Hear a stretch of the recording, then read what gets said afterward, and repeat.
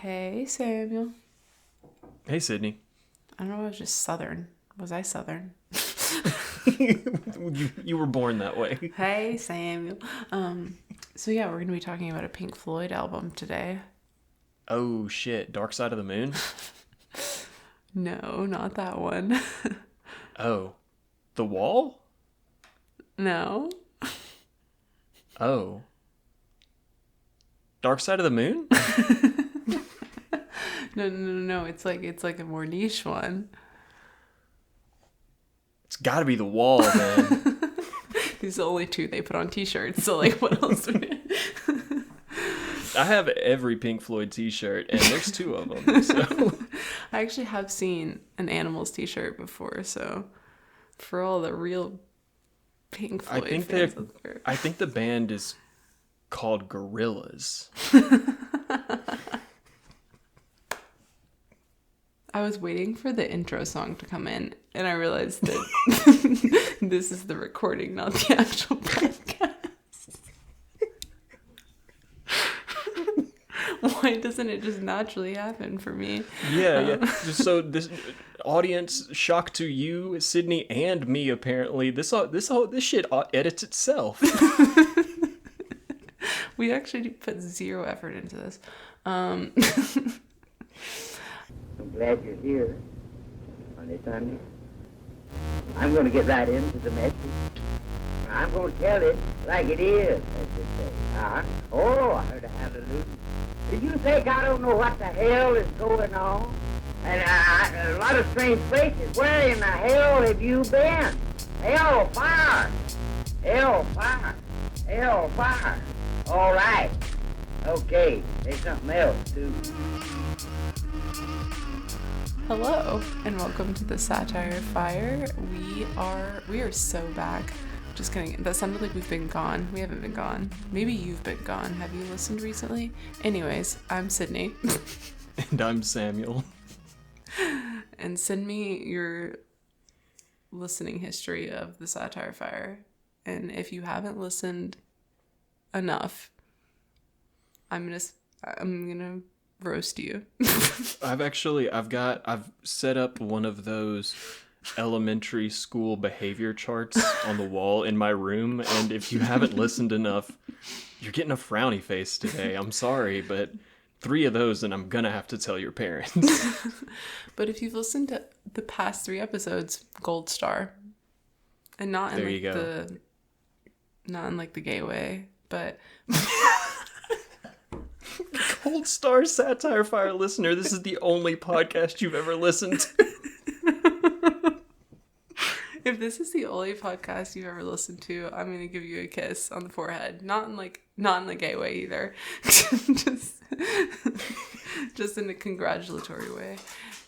Okay, so there was an actual podcast to talk about. Sorry, listeners, it's 11 p.m. for me, so I'm feeling silly. Anyways, thank you for joining us today. We are back after we just recently finished our 3-part series on Animal Farm by George Orwell. If you haven't listened to that series, or this is the first episode you're ever listening to, that's fine.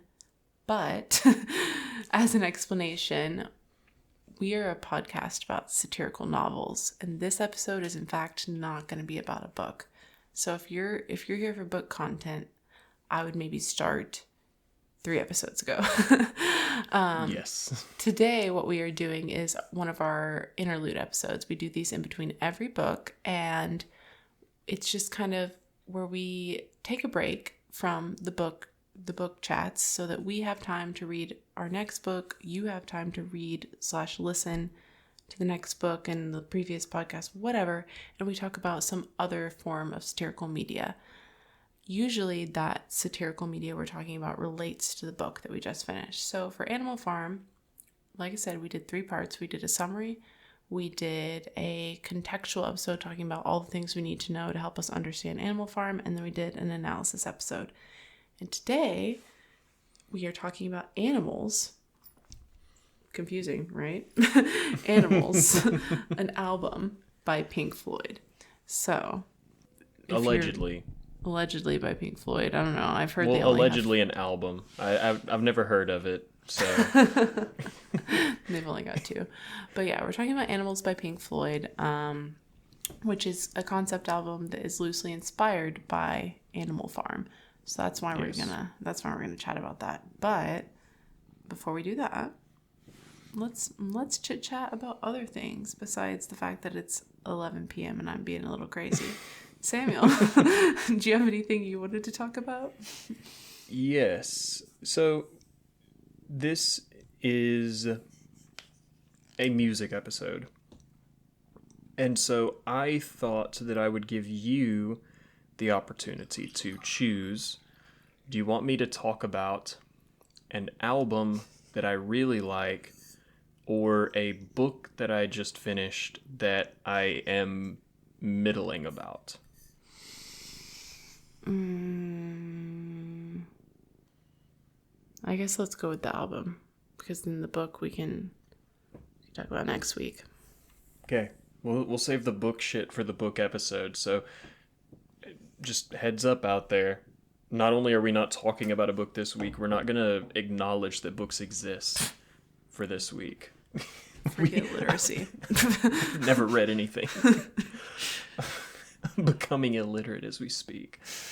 So the album that I want to talk about is going to be really... I'm going to out myself here a little bit, in the sense that I think this is going to really highlight for listeners, if you've not already picked up on it, that I tend to have a little bit pretentious taste in things, maybe. What? So I have recently fully cut Spotify out of my life. That was like a 2026 resolution for me, and so like late 2025 I just stopped using it, and now I'm downloading all of my albums, like buying and downloading albums. So it's made me be a lot more particular about what albums I choose to have and choose to listen to. Like from iTunes? I'm not comfortable saying where I'm buying my albums. I will say, for the record, it is legal and I am purchasing them. And that's where it's going to stop. Anybody out there use LimeWire back in the day? Anyways. But since I've got a limited selection of albums, when it comes to discovering new music, I really like looking at music reviews, and a music review platform that my taste tends to run adjacent to and not necessarily directly align with, but is similar enough that I'm willing to give things a shot, is Pitchfork. And so as a result of Pitchfork, I have become acquainted with the band Geese and their lead creative, Cameron Winters. And so the album that I want to talk about is Cameron Winters' solo project, Heavy Metal. This is a really, really interesting conceptual album that is very indie inspired, is very obviously, I would say, classical inspired, as well as musical theater and rock and roll. Like, there's a lot of things that are going on in this album that I think is an interesting example of basically every single off of the album I would not recommend to a person. Because if you listen to the single with like devoid of context, you're going to think I'm a crazy person for listening to this in my free time willingly. But if you listen to the album top to bottom, start to finish, in its entirety, it's able to make itself make sense in a really interesting way. It's kind of like how they say, like, there's no wrong notes in jazz so long as you can give a note context. All of the songs are bad notes, but within the context, it makes a really interesting conceptual piece. I don't know if I've spent quite a lot of time with the album, but I don't know if I'm comfortable yet saying what I think that his message is from it or what he's trying to achieve with it, outside of a couple of glaring examples that I'm not going to talk about because I think listening to the album and having those revealed to you is really interesting and fun. What I will say is that regardless of if you're listening to it within context or not, he's not going to be for everybody. Like I said, it's kind of, I feel, theatrically inspired because his voice is very over the top. He's putting a lot of emphasis and moving a lot of air with it, and he's pitching in really interesting ways and using it more as a synthesizer than as vocals at times, where he's like modulating his voice in really interesting ways to achieve an effect that's not what your traditional vocal delivery is hoping to achieve. So, all of that to say, it's probably going to end up at the end of the year being my number one most listened to album. I like it a lot. I would recommend anybody who is into the more experimental singer-songwriter space, give it a shot because it's really good. You just kind of have to give it a chance, and maybe it's not for you. It's very much for me. So there you go. That's my pretentious music recommendation for this fortnight or however often we do these. This fortnight. Yeah, I guess we've done how many? Is this our third Fire Mixtapes episode? I think so, because we did mine related we to did Brave New yours, and then we World. did the one about Tom Lehrer, and then this one. Yeah. Okay. So Fire Mixtapes number 3. Yeah. I will also talk about an album, but before that, I want to give an update on my Emily Henry book journey. Okay. Brief. I finished it. I gave it 2 stars. I almost gave it 1. Sorry about that. It did not stick the landing. Did not stick the landing. I don't remember exactly what I said about it. I think I said I was just like fine with it, pretty much, because I think that was how I was feeling at the time. I was like, oh, there's some good things, there's some bad things. It's not really for me. She did some things in this book that I hate when authors do this later on. And okay, if you don't want beach read spoilers, skip ahead, because I'm gonna spoil it. But honestly, I would not recommend you read beach read. Maybe try a different Emily Henry book. But a trope that I really hate in any book, in any genre, is when one character is grieving in whatever way. Like they are dealing with the death of a family member. They lost a job. They just found out their dad cheated on their mom for 10 years. You know, whatever. Like something happened that was really drastic in life. And they are suddenly like feeling the emotion of that. They're crying. They're whatever. They're responding to that. And the love interest is comforting them. That's nice. You know, it's nice that your love interest is comforting you in that moment. But when the grief ends and then immediately they have sex, you lose me. You really lose me. It's weird. Yeah. So that happened. She's grieving over some things, and he's like, they're not even dating. They've not been in a relationship. She's sobbing. He's holding her, and then like he like wipes away a tear, and then suddenly it's like a sex scene, and it's like, whoa, she was just crying about her dead father, who also was living with his mistress on the side, that she didn't know that until after he died. And then you're having sex with her. That's weird to me. And so it already like lost me a little bit, but then they had sex after like an insane moment that was completely unrelated to her grief, but was, I don't even know how to explain this, but like anyone who's read this book, like the tent scene after they went to the like former cult in the woods property, it's like they're doing research for the books they're writing, and like they go to the site of this like, can I just tell you, actually, sorry, I wasn't even going to talk about this, but yeah, I'm never going to read this book, we're continuing on with the spoilers, guys, like whatever. I don't care. If you like, hit the skip forward 45 seconds landed here, hit it again. I actually don't care if like I'm spoiling this for you, though. I'm like mad enough about it. But basically, so they're doing research they're both writers, whatever, and like he's researching a book. He's researching this cult. It was like a religious cult where they like were very violent in the cult. Like they believed in physical punishment and blah blah blah.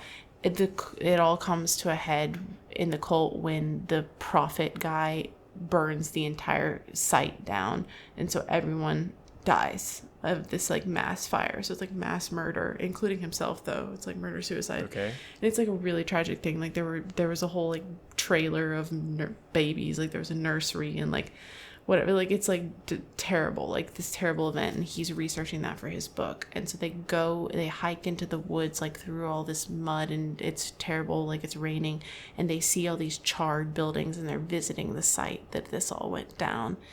And he like points out like that was the nursery, that building right there, all this whatever.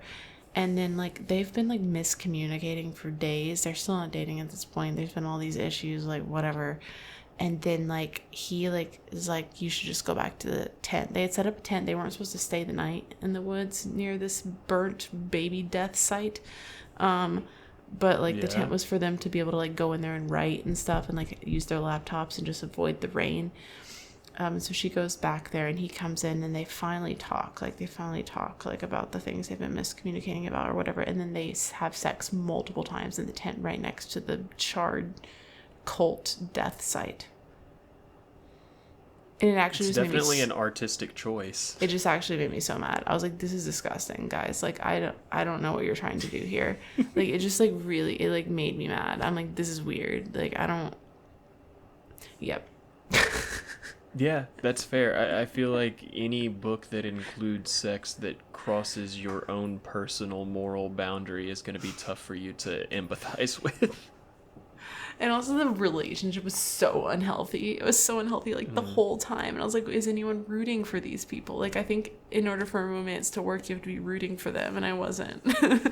I said I was going to talk about an album, but honestly, I just ranted about that book for a while. So like maybe I shouldn't.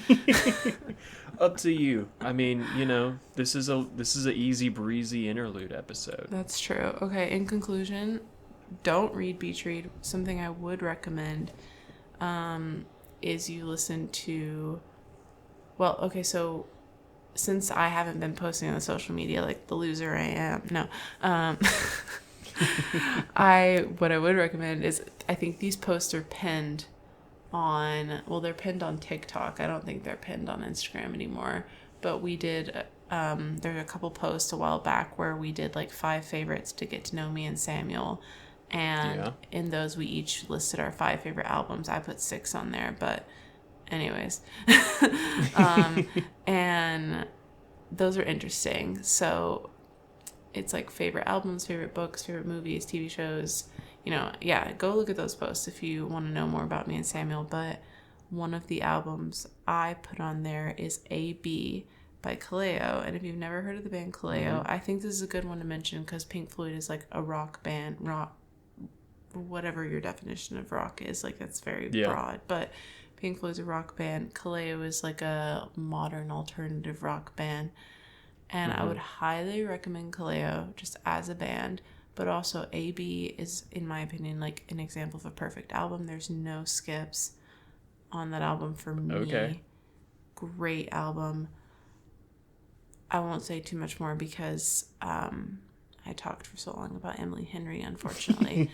But if you're looking for some modern rock recommendations, they're also great live. They're Icelandic, which is cool. On each of their albums, they have a song that is fully in Icelandic. Is that the name of the language of Iceland? And so that's neat. I saw them in New York, and they sound just as good live. It was funny, their main, the vocalist of the band, he goes by JJ because his name is Icelandic, and I can't pronounce it. I won't try. But JJ is very, like, nonchalant. Like, he kind of, like, in a way sometimes seemed like he was, like, bored. But I think it's just his vibe is, like, nonchalant. But he was hitting, like, all these, like, crazy notes. And I was like, why are you making that noise just standing there, like,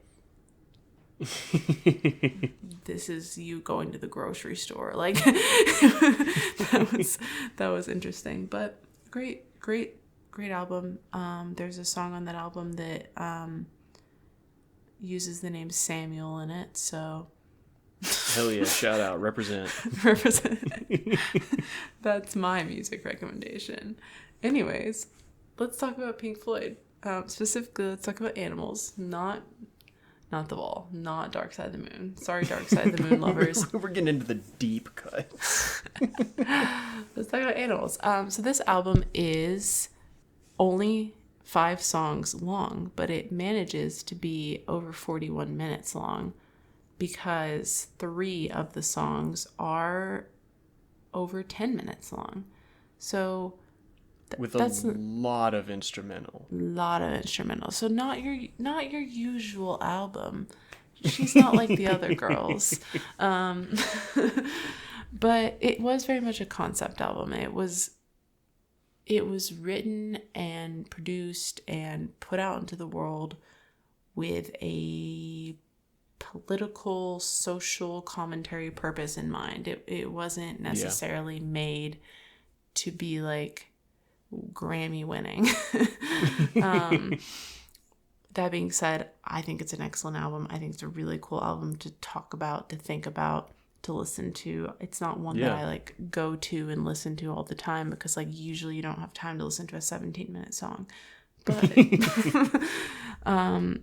a little context about the album before we like get into individual songs is this album came out in 1977.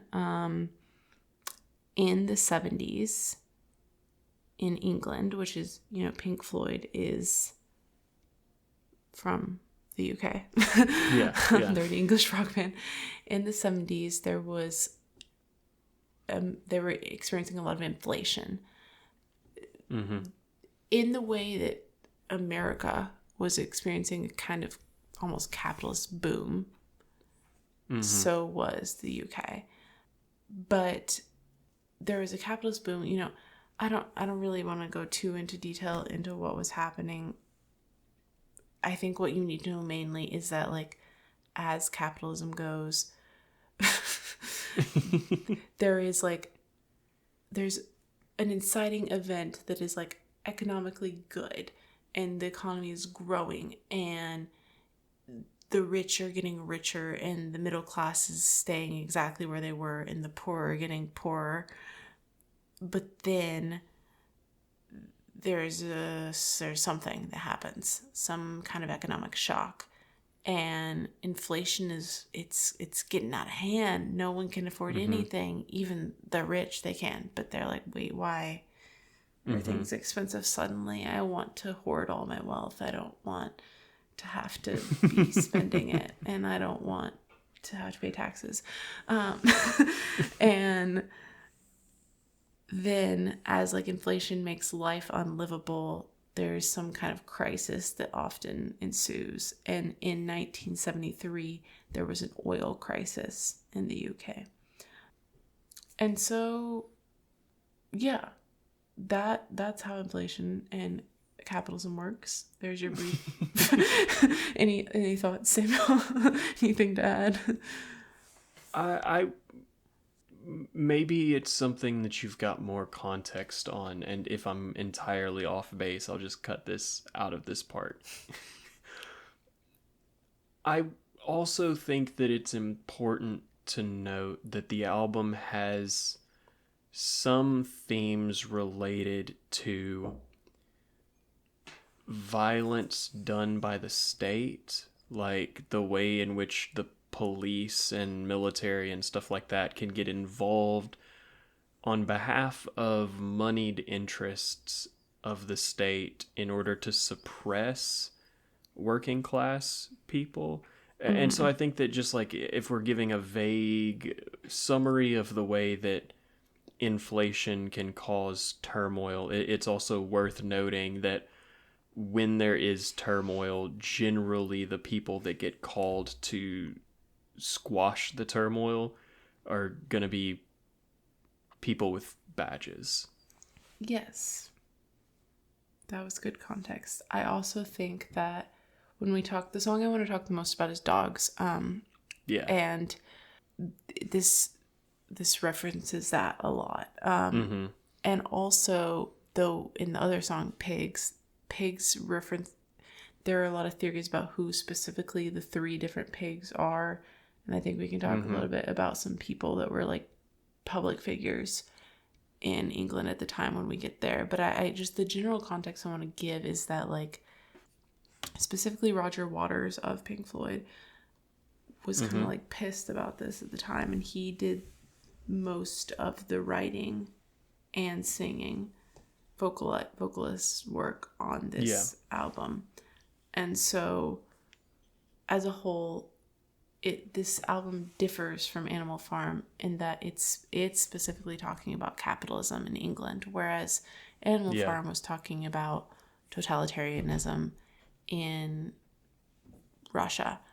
But it's obvious that this album was inspired by Animal Farm. Yeah. And I think the only other thing I wanted to like mention before just like diving into individual songs is like I discussed when we were talking about Animal Farm, while that book is specifically about the Russian Revolution and Stalin's USSR, it was applicable, and you might think that George Orwell was hoping it would be applicable to other societies in the world that were experiencing a form of totalitarianism. And I think this album has some hints of like wartime struggles, and specifically like in Dogs, like I think that like there's like differing interpretations of what that song's about. Some people see it as like it's talking about the military and the police force and people like that, and other people see it as like it's talking about like ruthless businessmen, but not like the like 1%, but just like people in the churn of business, the Wall Street stockbrokers, you know. And I do think that like I didn't deep dive into The Wall, but like for this episode, but I do know that like war and the military is something that Pink Floyd has like written about and sung about a lot. Yeah. And so I guess what my point is that I think this album can have lots of meaning for more than one systemic failure. Yeah. And I mean like that's obvious just from the outset with the song Pigs, where with Pigs you can use that term euphemistically both for the moneyed 1% capitalists, people call them capitalist pigs. Also, you call cops pigs. Like there's 2 different ways that you can interpret the idea of calling someone a pig, or 2 different groups of people that moniker is frequently attributed to in pop culture.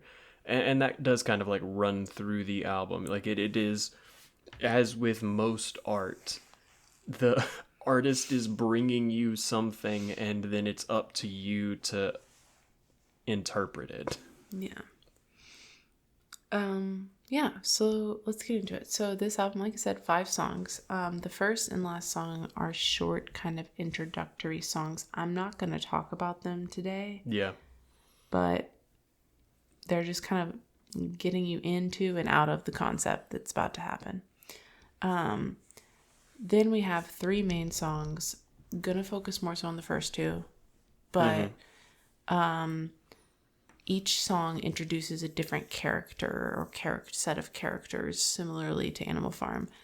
The first song of those 3 on the album is Dogs, and dogs are meant to represent either, depends on your interpretation, but basically like the ruthless, corrupt businessmen maybe in a capitalist society, or like the enforcers of a corrupt society. So it could be your police force, it could be your military, whatever. It could be ICE. Whoever is, to apply it to whatever structural failure of a society you're thinking about. And it's the ones that are enforcing and living within that society, but like they're doing some of the dirty work. They're not necessarily just silent observers. They're like doing the dirty work. Yeah, they're not observers, and they're also not coming up with the plans. Like, that's not their role. Their role is just to do what they're told, like dogs. Those are the dogs. Then we've got pigs, parentheses, 3 different ones. And those, the pigs, as an Animal Farm, are meant to represent the corrupt, the rulers, the people making the plans, the elite, the 1%, whoever you want to apply that to. It's the higher ups. So, in Animal Farm we have Napoleon, we have Snowball, meant to represent Stalin, Trotsky, and then we have Napoleon's pack of dogs, we have the KGB, we have the Nazi, so you're getting the structure. And then the last song is Sheep, which is obviously the blind masses, the obedient the ones who are just observing and going along with it. They might not actively be participating, but they're not minimizing harm in any way. They're not. Yeah. Those are the people who voted for Trump, but then aren't perpetrators of... or not even that. I would say that these are the people, if we're really going to drive the point home, these are the people that when the dogs murders someone and people justifiably go out and start protesting, the sheep are the ones that say, no, don't protest, because that's going to let him do exactly what he wants to do and call it an insurrection. So instead of protesting, you should just let him do what he wants to do without protesting. Mm-hmm. So that's sheep behavior. Just saying, hey, what's all the hubbub about?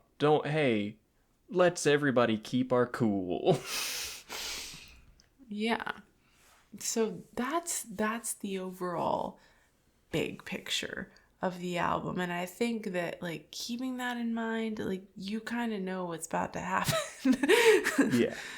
But let's break it down a little bit more individually. So something I wanted to do, and I want to hear, like, your thoughts on the songs too.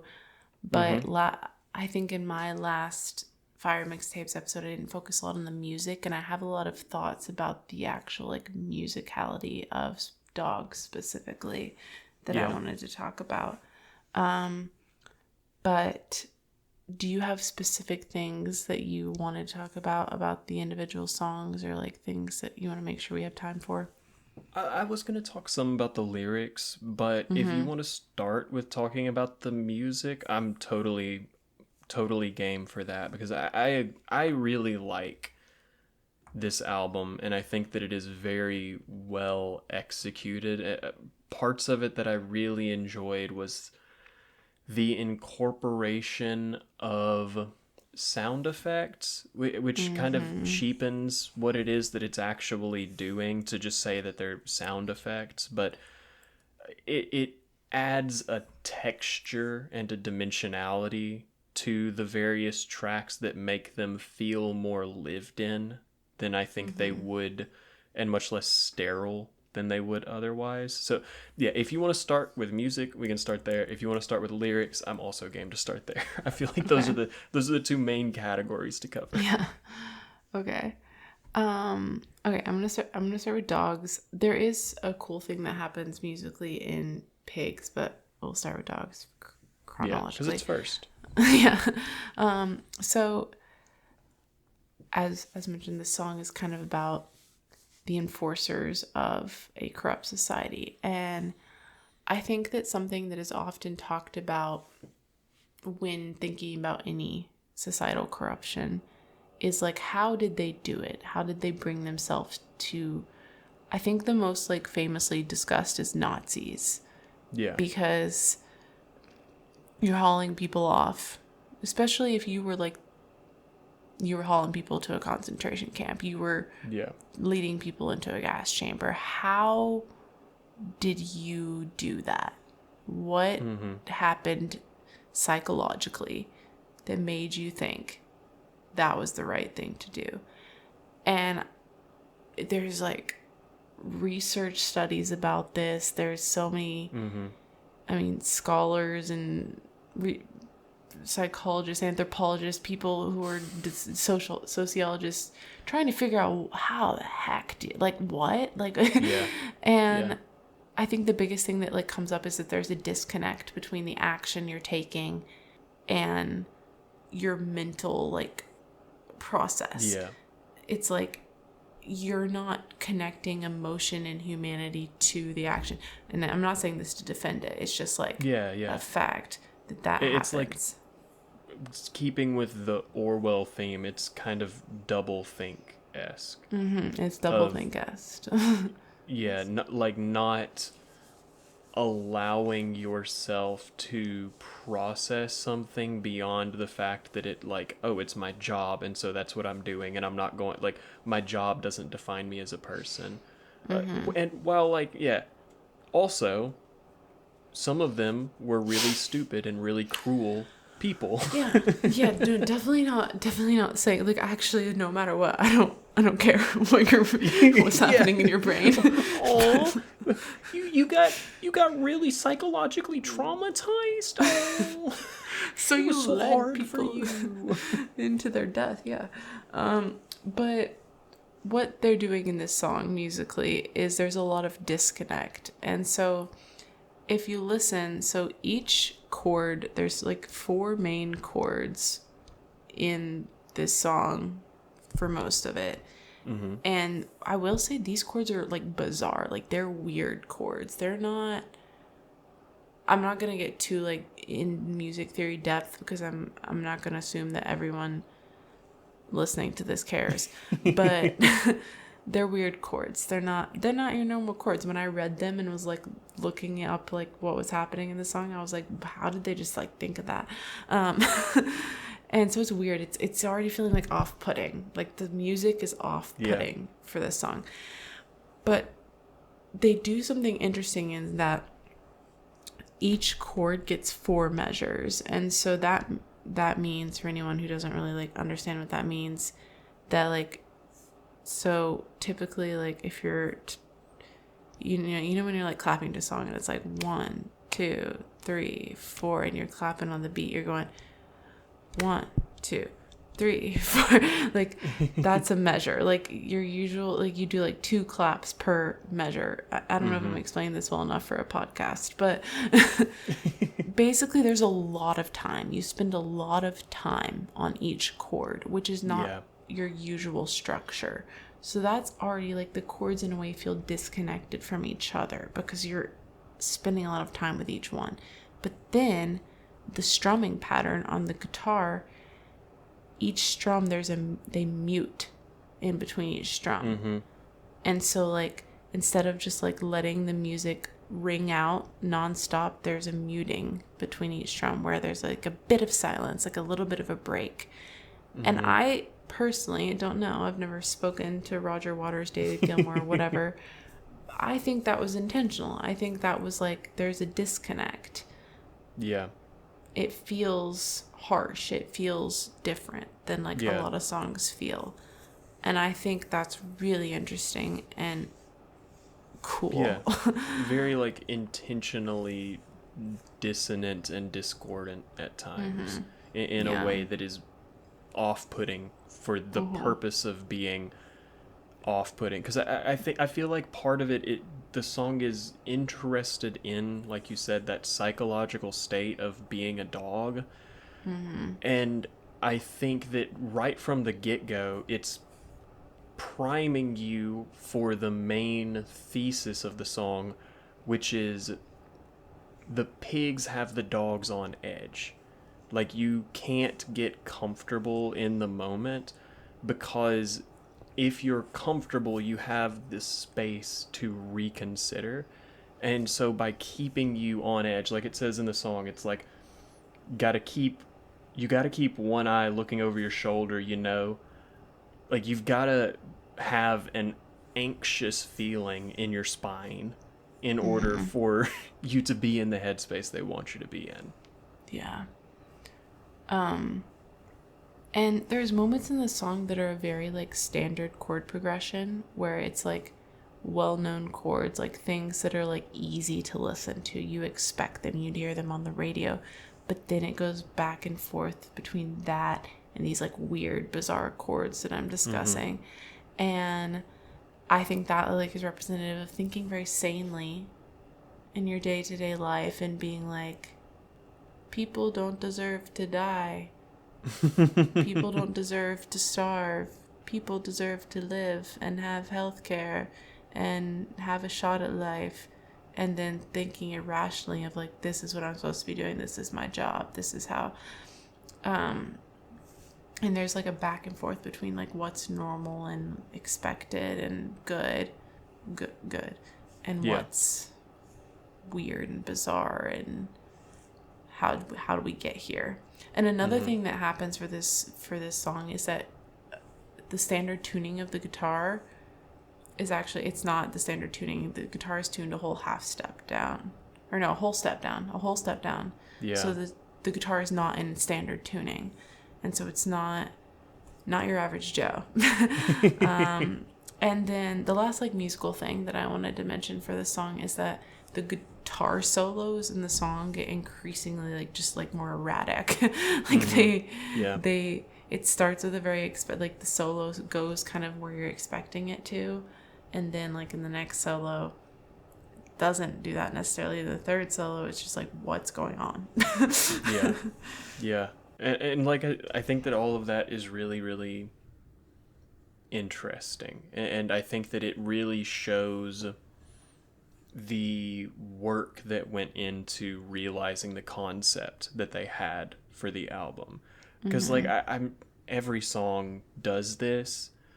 A pop song chooses the chords because they make you feel happy. A jazz song chooses the chords because they have like a cultural connotation, or they are surprising in some way, something like that. Like, every song chooses the music that it is using with intention and purpose to evoke an emotion. And it's really cool because this is like an uncommon emotion for a song to evoke, and also a very specific one for it to both attempt and succeed in evoking. Did you have more things like lyrically? There's also like, I feel like we could do an entire episode about each song. That's the issue, but like yeah, the only lyric that I really wanted to talk about was when it is talking about essentially retirement for a dog, where it's talking about how eventually you end up having the time to sit down and reflect on what you've done, but at that time it's too late for you to do anything about the past. And so it talks about and it's too late to lose the weight you used to need to throw around, so have a good drown as you go down, all alone, dragged down by the stone.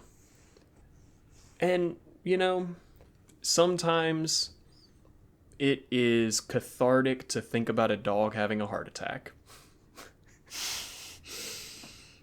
I think that right after that part, we have the effect of like dogs barking and they're howling. And I think that this leads me nicely into pigs. I think the animal sound effects are neat in this song. And I think that like putting that sound effect directly after the line is like a dog is a dog. Yeah. It's like you were a dog. Like maybe you've live like a dog, die like a dog. Yeah.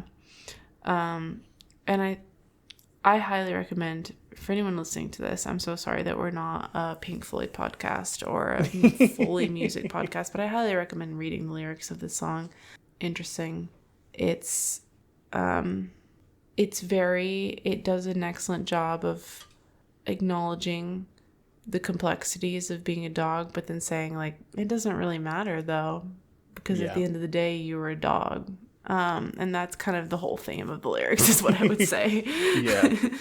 And I think that's very relevant. I mean, if we think about it in terms of Animal Farm and in terms of the Russian Revolution and like the historical context of it all, like at the end of the day, the dog, Napoleon's dogs and Animal Farm did kill other animals on the farm for allegedly being traitors to the Animal Farm cause, and Stalin's KGB did secretly hunt and kill people who disagreed with him and make his enemies flee the country, and terrible acts happened regardless. And maybe there was a weird psychological journey to get there, but like at the end of the day, you shot a woman point blank in her car.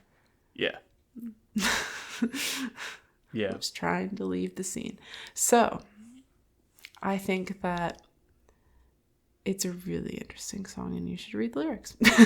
And you should and then I wanted to talk briefly as well, not briefly, but as briefly as possible for the time we have about pigs. The most interesting part about this song musically for me is the use of a talk box, which is really cool. That's like it's basically the way that works for anyone who isn't aware is that you put it in your mouth, the mouthpiece, and it's connected to whatever instrument, So in the guitar, this is connected to the guitar that David Gilmour of Pink Floyd is playing. And so he's playing a guitar solo, but then he uses his mouth to shape the sounds that the guitar is playing. And in doing that, there's a section where the guitar mimics like pig noises. And it's in the middle of the track. And it's really interesting. It's just like a really cool thing to do musically. And I think that for me, what is interesting about that, I don't know if this was intentional, but in Animal Farm, at the end of the story, you couldn't distinguish the pigs from the humans.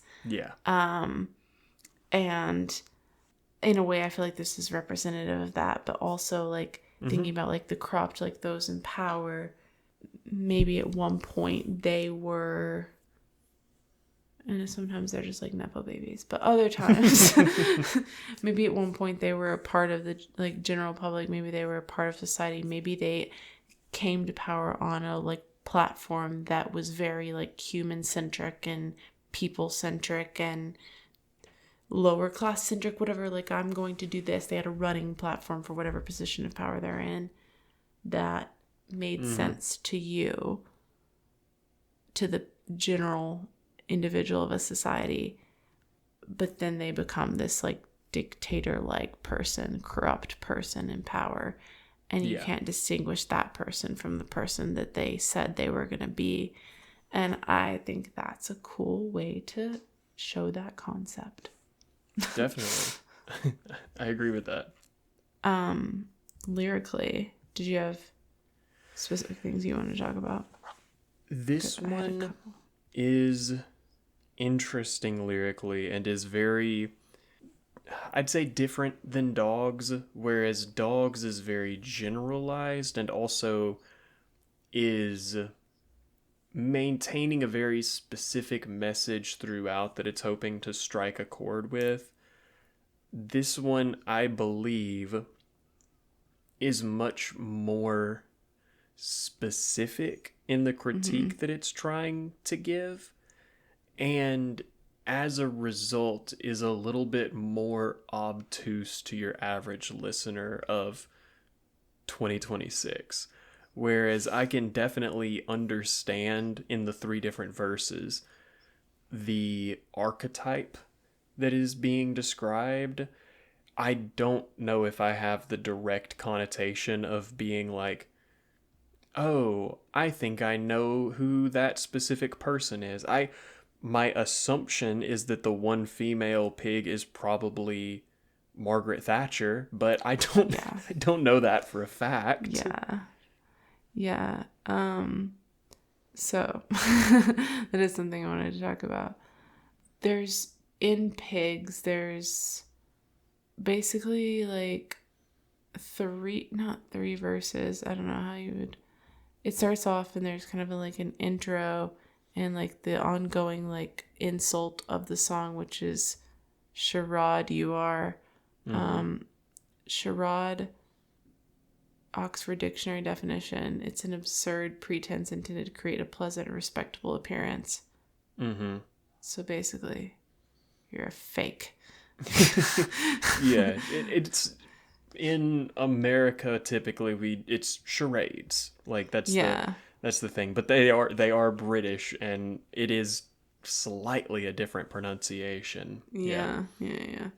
And so basically just like you're making promises you can't keep. You're putting it on a face that's not actually like what you're gonna do. Or even more than making promises you can't keep, you are saying things that people want to hear when you have no intention of acting on them. Like you're saying the stuff that will get you elected or will put you into power, whatever it may be, or will get you out of trouble, when you don't mean any of it. You're just you know that those are the talking points of the day.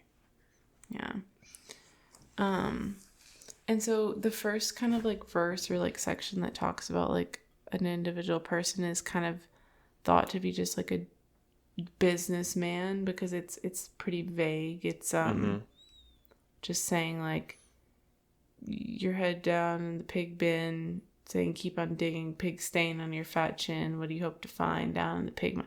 There's just someone like in the grind of business, but they're still it's your Jeffrey Bezos, you know, it's but then from there we have the second verse, which is thought to be about Margaret Thatcher, you said. And for anyone who doesn't know, Margaret Thatcher was the former prime minister of England. And the lyrics for that section say, bus stop, rat bag. And I will say it's kind of like, it's not entirely clear, like, if this was about, like, everyone thinks it's about Margaret Thatcher. You thought it was about Margaret Thatcher. Yeah. But it's not clear, but they see it as a fit with Margaret Thatcher. She was, in 1975, she became leader of the UK. She was a member of the Conservative Party. This was the year before Animals was written. Yeah, bus stop, rat bag, charade you are, you fucked up old hag. You radiate cold shafts of broken glass. So basically, Roger Waters was just like, man, I hate Margaret Thatcher. And then the last verse, the last section of the song is thought to be about Mary Whitehouse. Do you know Mary Whitehouse? I do not. I recognize that White House was capitalized, and so I assumed it was a proper noun, but I did not look it up because I left that for you to tell me about right now. Okay. Yeah. And so the last section of the song the last verse, whatever you want to call it. I don't know. I'm saying verse, but it's kind of like the structure of it is weird. But the last section says, "Hey, you, White House. Ha, charade you are. You're a house-proud town mouse. Charade you are. You're trying to keep our feelings off the street. You're nearly a real treat, all tight lips and cold feet. And do you feel abused? You got to stem an evil tide and keep it all on the inside. Mary, you're nearly a treat, but you're really a cry." So, Mary Whitehouse was a teacher in England, but she was also a conservative activist. So she basically, like, this woman was anything that had a hint, like, it's like she was like a dog. Like, she like sniffed anything slightly liberal and she's like, no. And she was very against like British media at the time and mainstream media, and she was like, it's leading us to be permissive and liberal. And so there's several books by Mary Whitehouse, and I'm going to read a few Mary Whitehouse books. So one is called "Ban This Filth!" exclamation point. Letters from the Mary Whitehouse archive. "Whatever happened to sex?" Mary Whitehouse. So she's Great Britain's answer to the Vicky Baggots of America. Yes, she's the Vicky Baggott of Great Britain. And you guys know. So yeah, she was just like a very publicly known, loud activist, anti-liberalism, anti-sex, anti-permissive media. Yeah. And so really, I think like these lyrics are interesting because they're calling out specific people, but they're also speaking to a systemic issue in that, like, why are we giving power to people who don't have the credentials, don't have the knowledge, the compassion, whatever you need to be a good leader? They don't have that. They're a cry. They're evil. They're well, I mean, at the end of the day, what they are is a person who wants power, which is like a really tricky catch-22 almost in the whole system of in order for someone to obtain power, they need to want power. And a lot of the people out there who want to be and feel powerful are maybe not the people that you want to have control over your life. Yeah.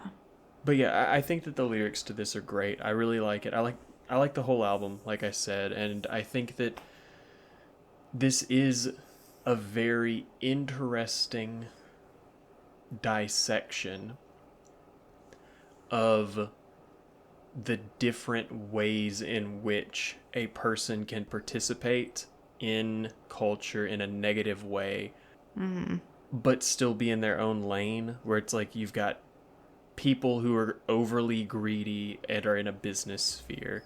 You've got people who are looking out for themselves in a political sphere, and then you have reactionary, concerned citizens who are going on moral crusades in this time period.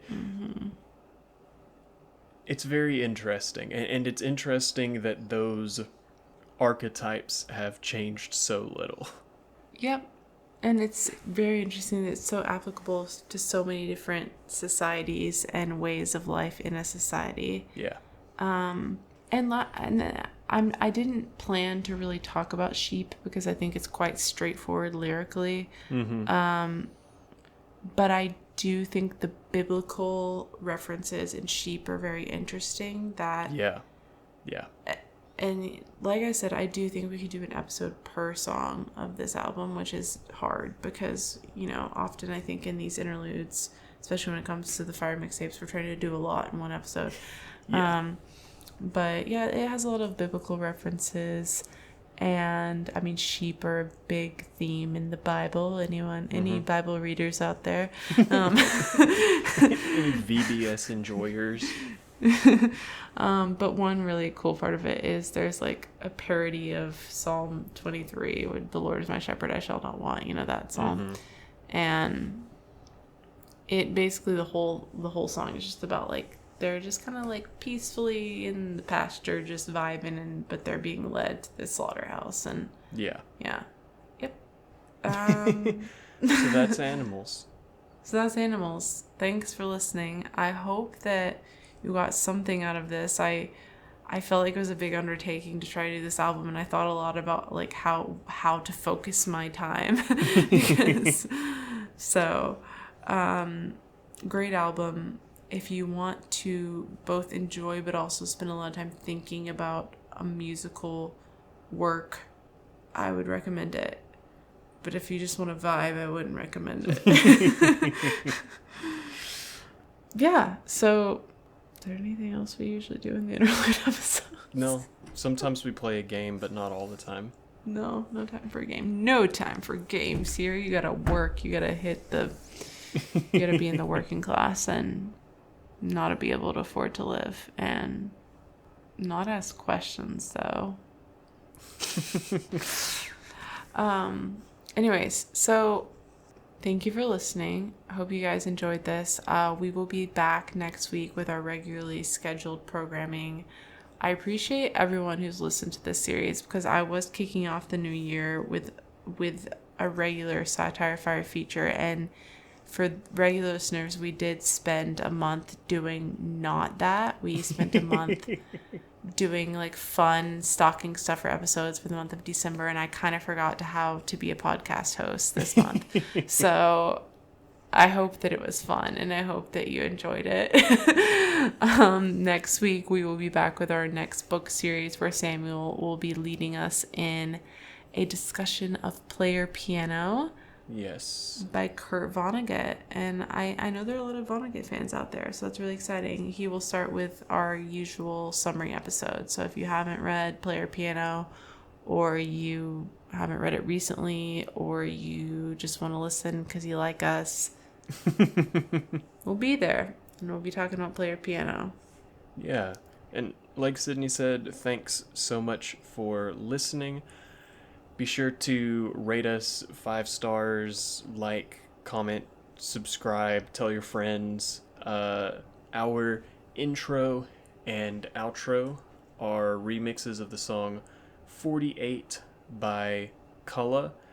And Sydney, if folks want to find us and tell us about what their favorite underrated Pink Floyd album is before next week, where can they find us?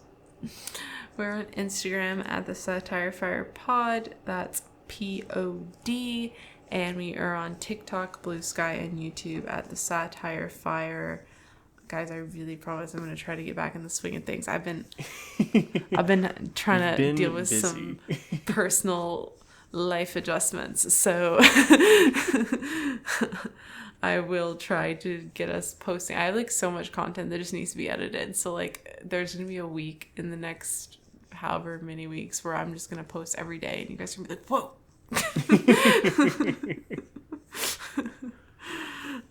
So you can find us there. Like, comment, subscribe, follow, whatever you want to do. We appreciate it. Rate us 5 stars if you enjoyed this episode or any previous episode you've listened to. And till then, we'll see you next week. This is the Satire Fire. I'm Sydney. And I'm Samuel. Bye. Bye. I just about come to the end of the road. Here, I've just about lost patience with you people. You get your ass out into the mountains or someplace or hide in there and watch that damn tube. But if not, fuck it. I'm done. In fact, my sermon